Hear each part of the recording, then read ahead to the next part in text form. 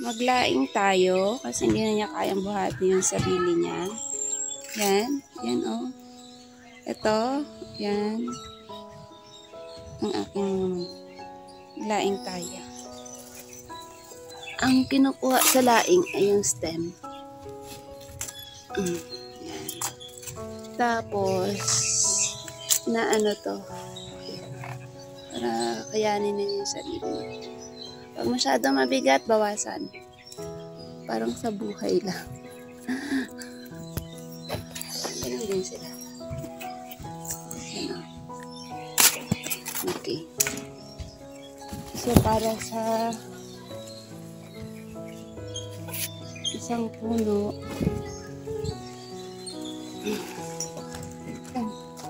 imagine mo kung gano'ng kahaba yan. Hindi ka naniniwala sa akin. Ang malaki talaga to. Ay. So, malaking to. Kunin natin. Yan ah. Kunin natin. Yan. Ay! May takway. No. Ayan.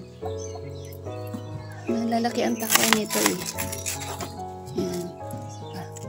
Yan o, may takway pala. Hindi ko nakita kanina.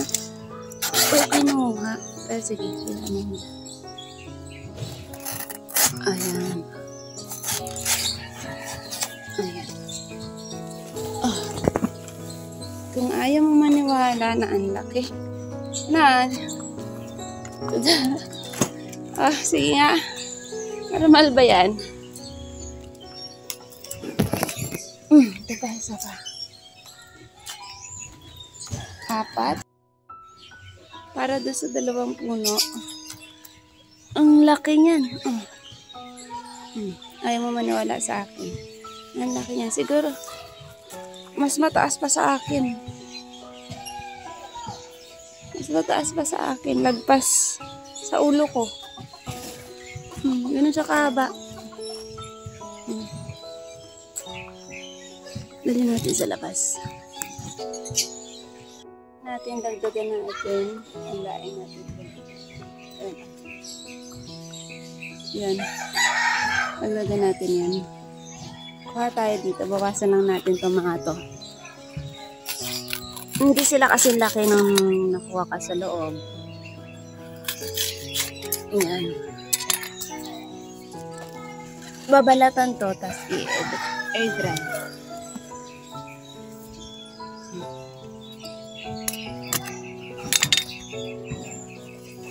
Normally, nag-iiwan ako ng kahit 3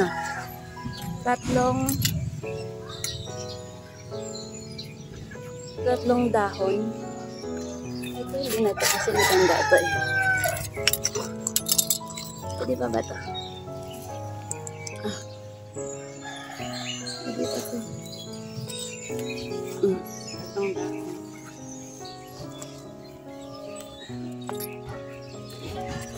So, bawasan natin. Ayan, syempre, ang kunin natin yung pinaka.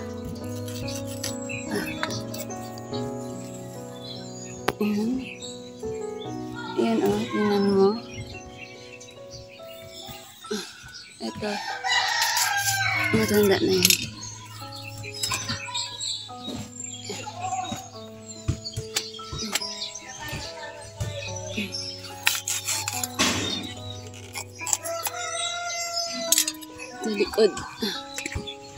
Likod ang kunin natin. Parang first in, first out. Okay. Same here. First in, first out. Yan. So, kunin natin sila. At tayo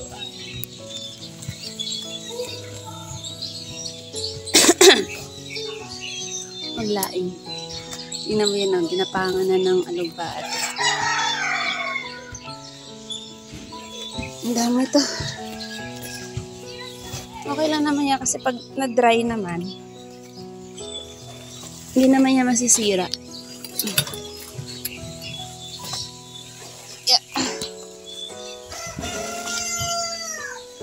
Yan.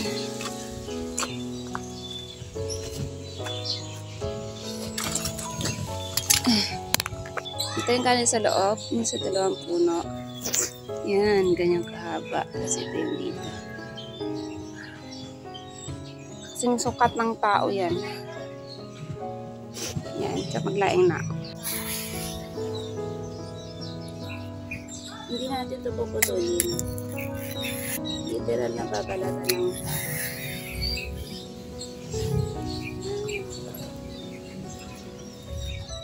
Kasi i-air dry natin. Tapos pag natuyo na, yun lutuin. Ako lang pinagin.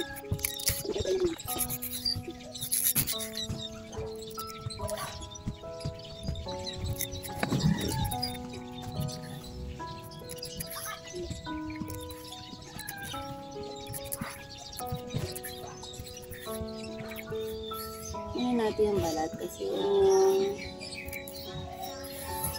reason bakit nakatake yung mga lain.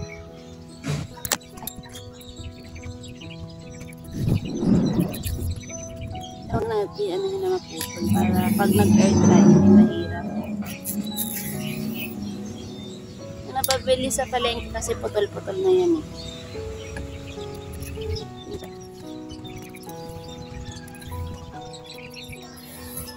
Reason bakit nakatake yung mga lain.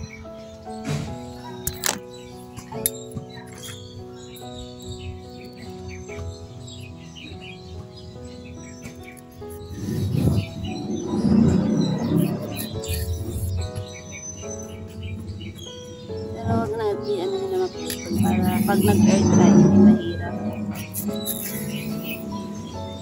Napabili sa palengke kasi putol-putol na yan eh.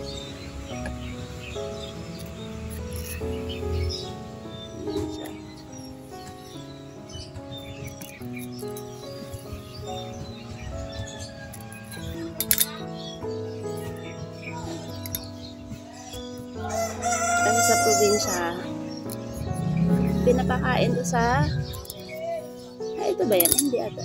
Hindi, ginagawa tong ano eh. Dito, pinapansin yung stems niya. Ang ano lang dito, sa probinsya, pag pinapang dito, yung laman. Laman, tsaka takway. Takway lang. Pero itong stems, hindi to ano, doon sa amin hindi ko alam sa iba. Pero dito nga, yan, linis na. Ihahang lang natin. Ganyan lang siya. Tingnan mo.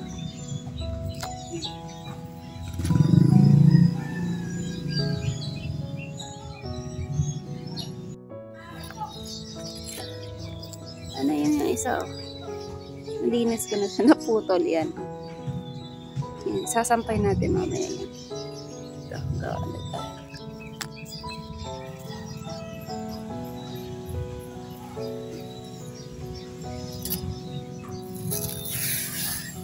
Tingnan mo. Mas malaki pa sa kamay ko. O payat lang talaga ako. Tingnan mo. Yan siya kalaki. Pag maganda kasi yung area nila, gusto nila yung mamasa-masa, hindi masyado na sisikatan ng araw, hindi ganun kalilim, hindi ganun kainit. Kaya yun dito ka sa may gilid, bet na bet nila yan kasi hindi ganun ka-expose sa araw.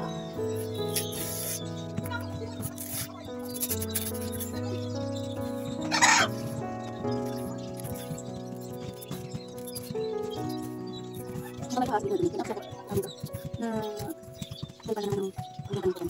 Kaya kasi, isang natin yung dinul. I-air na naman. Hindi ko pa nakuha lahat. At least.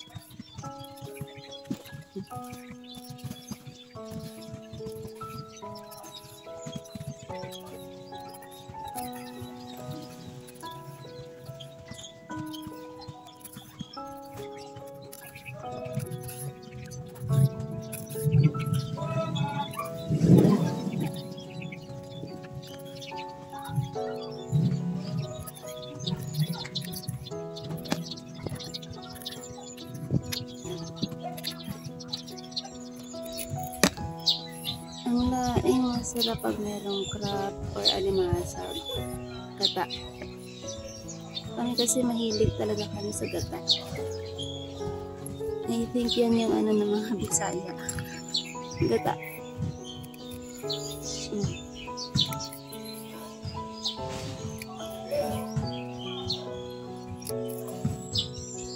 Tsaka ako I prefer yung sarili kong pwede naman bumili. Yeah, pwede bumili. But masarap din sa pakiramdam yung nag-harvest ka. Alam nyo, yun yung ano ng pagtatanim. Nakakaano siya. Pag-stress ka. Therapeutic. Hindi ko alam. Pero ganun ako. Parang nakakalm yung mind ko. Pag katulad niya, nagkakalkal ako ng mga tanim-tanim ko. Malaki ang nabibigay niya sa akin.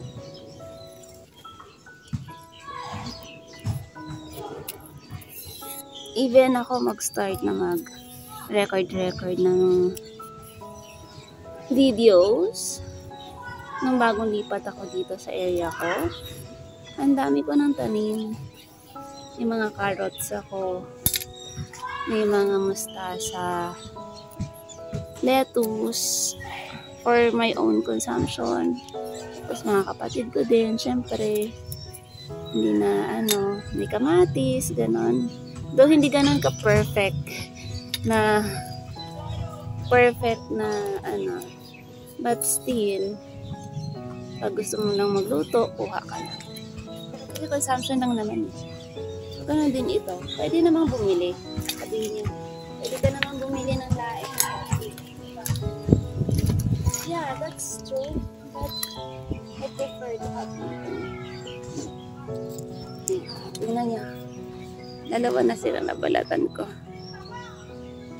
Tapusin ko muna to lahat. Balatan ko lahat. Then, pakita ko sa iyo. Kasi tatagalan ako kapag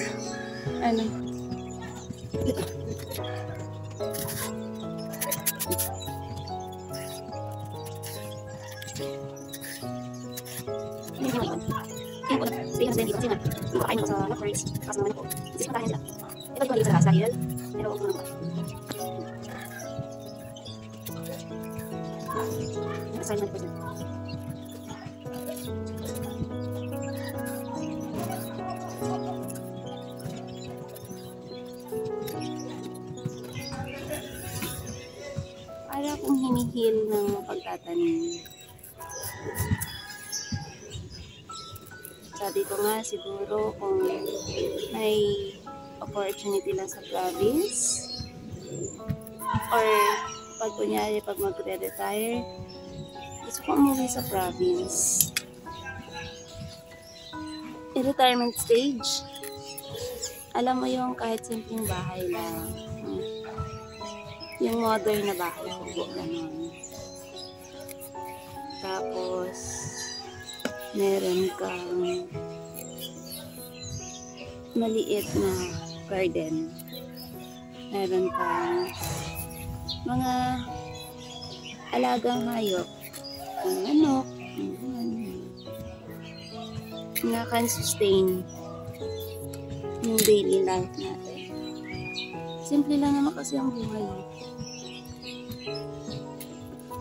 Dito kasi sa city, fast-pacing yung lahat competitive, lahat kailangan mabilis ang galaw kasi lahat dito binabayaran.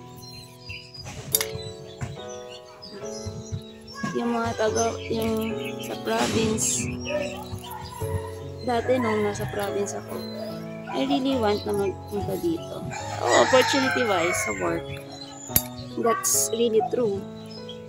Pero nung alam mo yun, medyo tumagal ka na dito sa city.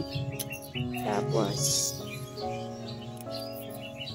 nakakapagod din kaya yung mabilisan lahat ng bagay. I appreciate kung ano yung buhay sa province.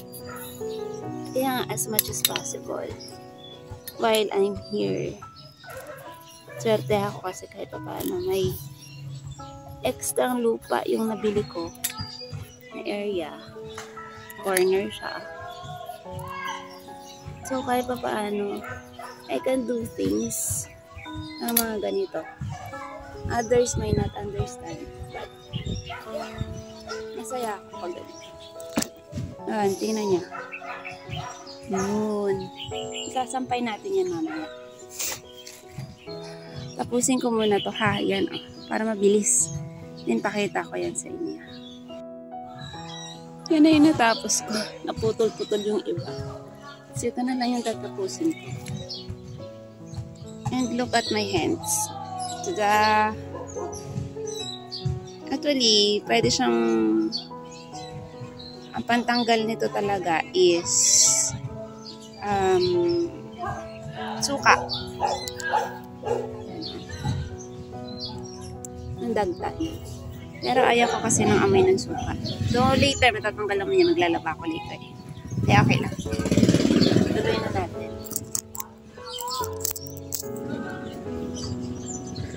Gusto ko kasi mag-20.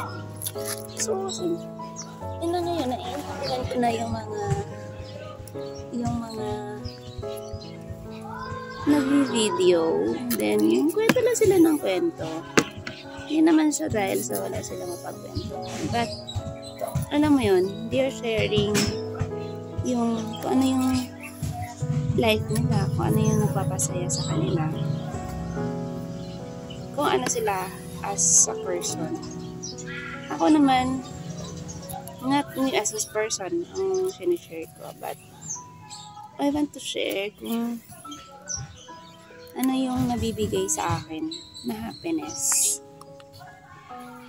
Nung simple things na gusto kong gawin. And yung gusto kong gawin is yung mga ginagawa ko dati nung kabataan ko sa province. Ganun. Kasi lalo dito, grabe ang ano ng trabaho. I was lucky na nung nakalipat ako, yung area na nakuha ko is corner plus may spare space pa talaga siya. Maybe that's really para talaga siya sa akin. So when I got this area, excited ako. Kasi pwede na ako magbungkal-bungkal. Yeah. Saya-saya ako kasi may unang ano ko dito, ang dami-dami kong tanim. Yung gulay agad yung tinanim ko. Sabi nga ni ate, magtanim ka naman ng bulaklak para sabihin naman nila, baka sabihin nila matanda nakatira dito. Kasi gulay talaga yung tinanim ko. And even yung mga ka-office mates ko, kasi I'm posting yung mga harvest ko sa Facebook ko, personal Facebook ko. And they saw, talaga may ganun ka, ganyan. Ay, kahiligan ko lang pag weekend, pantanggal ng stress, ganyan. As one of my colleagues told me, bakit hindi ka magawa ng page, ganun. This was after pandemic. Kasi during pandemic, work from home kami. And nagkaroon ako ng time talaga na, yun, nakapag-tanim-tanim kasi after office hours, wala naman hindi ka ba biyahe. Unlike na kapag on-site ka, ang biyahe ko almost 2 hours to office. So, nagkaroon talaga ako ng time. Marami akong harvest. And parang, I think, hindi ako na-stress sa pandemic. Kasi, yun nga, meron akong pinagkakaabalahan. So, one of my colleagues told me, bakit hindi ka ganito, ganyan, page. Gusto naman niya ngayon, mga plantita, ganon. Ako naman, ay, hindi ako interesado. Kasi, ang sa akin lang, hobby ko lang naman to. Ayan. Kami sayang kasi yung mga harvest mo. Ang i-collate mo, parang gano'n. So, ngiti-ngiti lang ako. Tapos sabi ko, sige. Ngayon. Pero sabi ko, wala akong oras sa ganyan. Kasi yung work nga, yung demand ng work is so much. Sobra talaga yung demand ng work. Hindi siya, parang, though nakakagawa ako ng leisure time. But, yun nga. Work. Ang grabe na Pero nung huli, alam mo yun, nag-browse ako sa Facebook. Tapos, tinitingnan ko yung, kasi I made an album ng mga harvest ko. So, makikita mo doon from the time na tinanim ko. So, time na nag-harvest ako. Saya ko kasi nag-harvest ako. Hindi man sila ganun ka-perfect. Hindi man sila ganun kagaganda. But, pinaghirapan ko yun eh. And alam mo yung parang feeling mo ang sarap-sarap ng kinakain mo. Kasi ikaw nagtanim. So, sabi ko, nakakatuwa naman balikan kasi nung bumalik on-site, nawala na ulit ako ng oras magtanim. And I noticed, grabe yung impact, yung stress sa akin. Kasi, as in, Monday to Friday, nasa office. Tapos, pag weekend, napaypay na. As in, maglilinis ka ng bahay. Household chores, ganyan. Kasi I was alone before. So, wala akong, hindi ko nagagawa ulit yung kasi pagoda ang mayora nyo. But, I took a point na sabi ko, gusto ko ulit magtanim. Although, nakakapagtanim pa din naman ako mga garden lang, ganyan. Actually, itong gabi na ito, natanim ko. Ito pa yung pinakaunang tanim ko dito. Seriously. Lumipat ako dito. Lagpas 2020. I think, hindi ko sure Design ako yung area. Though hindi ko pa siya nalipatan agad. Nag-start na ako magtanim-tanim. Ganyan. So, kaya, at the same time, imagine nyo na lang dito natirhan. So, kalat and so ever.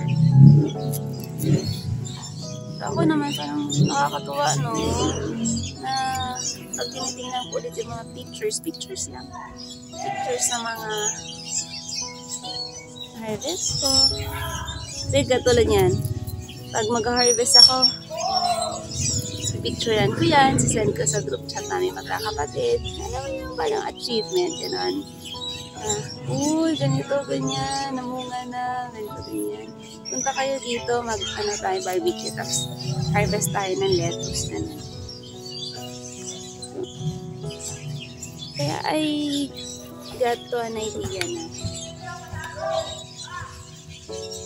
try ko nga.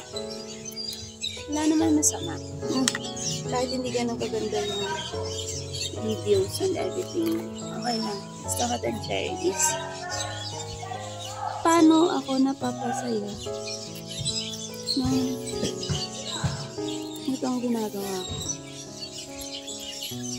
Alam mo, pag meron iba na nagsasabi, ay, ang ganda naman ang tanim mo, ay, meron ka dito, ay, pwedeng pahingi. Natutuwa ako. Masaya-saya ako kasi parang na-appreciate nila. At nakakatuwa na na-appreciate nila. Yan dito minsan may titigil. Yung within the village lang. Sabi, be, pwede makahingi. Ganyan, ganito, ganyan. Itatanim ko din. Ganon. Or, nagkaroon ako ng kaibigan dito na kapitbahay. Bakit kami naging magkaibigan? Nagkasundo kami. Why? Because mahilig din siyang magtanim. Though siya kasi is a housewife. So, most of the time talaga, after na niya, Yan. Tatanim-tanim ko dyan. Ako naman, every weekend lang, nakakapag... I need something to let out yung stress ko. And I got this as an outlet. And I'm really... Iba ang saya. Iba ang calmness. Minsan, pagkagising ko, mauna pa ako dito maglinis.